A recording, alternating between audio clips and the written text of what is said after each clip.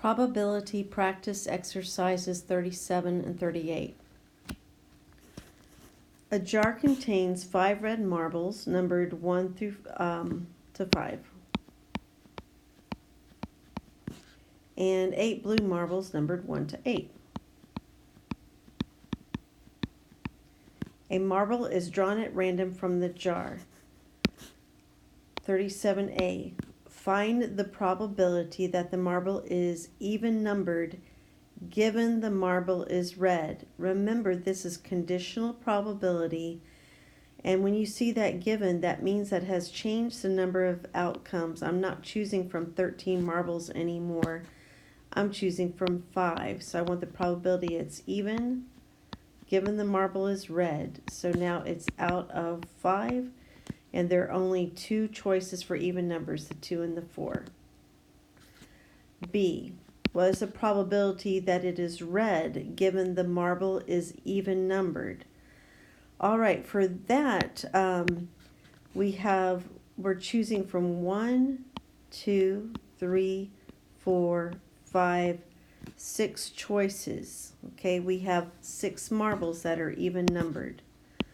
So again, that's going to change our outcomes. So red, given the marble was even numbered.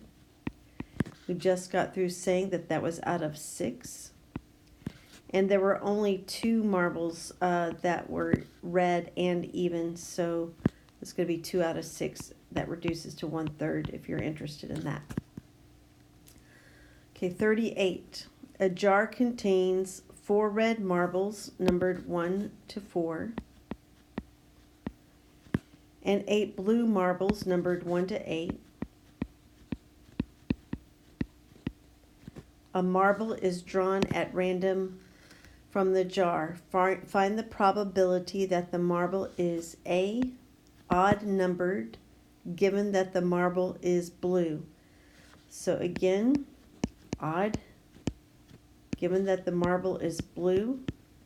So we are no longer going to look at 12 total marbles. In this case, we're only looking at the 8 blue marbles, and how many of those were odd? 1, 2, 3, 4. So this is going to reduce to 1/2. B. What's the probability that the marble was blue given that the marble is odd numbered?